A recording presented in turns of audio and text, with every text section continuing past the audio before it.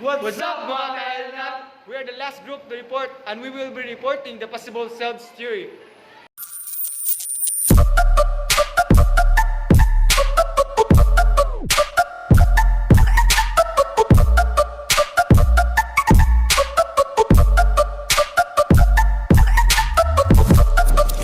What is possible selves theory?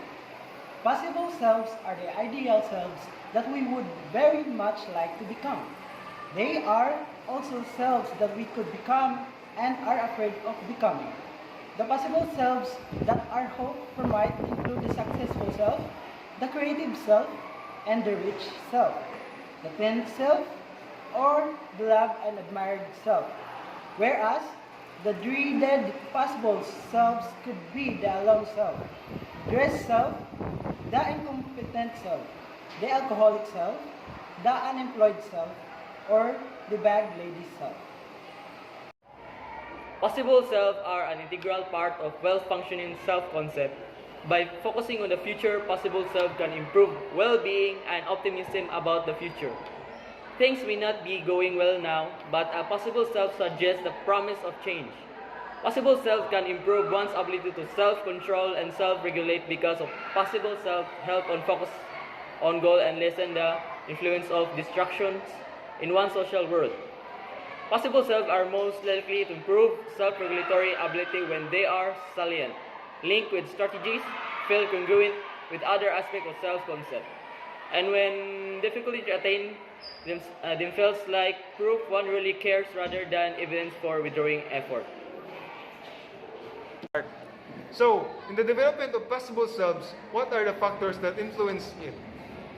Possible selves are influenced by both individual and contextual factors. Others can serve as role models and anti-models for both positive and negative possible selves. These others can be particular individuals with whom one has a relationship or simply general sense of what others like oneself have been able to do. The first one is past experiences. One's own past experiences of success or failure in a domain clearly influences one's beliefs about the relevance or attainability of possible selves in that domain as well as one's ability to articulate strategies to work on the possible self. Past failures may make it harder to articulate both what success would look like in a particular domain and which strategies are likely to be effective. Past successes may make it easier to articulate both what success would look like and which steps are needed to attain a desired possible self. For example, youth with a history of juvenile delinquency and school failures are less likely to articulate education and job-focused possible selves.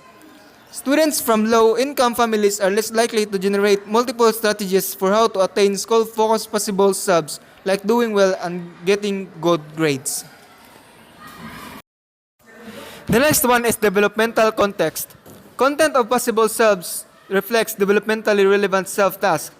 During the school years, these tasks focus on being competent in school, being connected to others, and developing a sense of self. Not surprisingly, common possible selves are focused on schools, relationship, and avoiding becoming off track such as using drugs or becoming pregnant. With development, the focus of these tasks evolves. College students and young adults are focused on occupational, educational, and interpersonal possible selves, such as getting married, whereas family and parenting possible selves become more important in young and middle adult years. The last one is social context.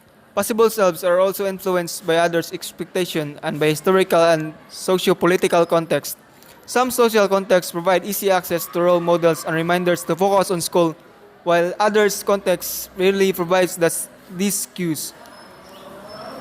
Minority, low-income, and rural youth may be less able to imagine school-focused possible selves or to sustain these possible selves if their contexts include few models overcoming barriers to success or are rife with stereotypes that are not congruent with school-focused possible selves.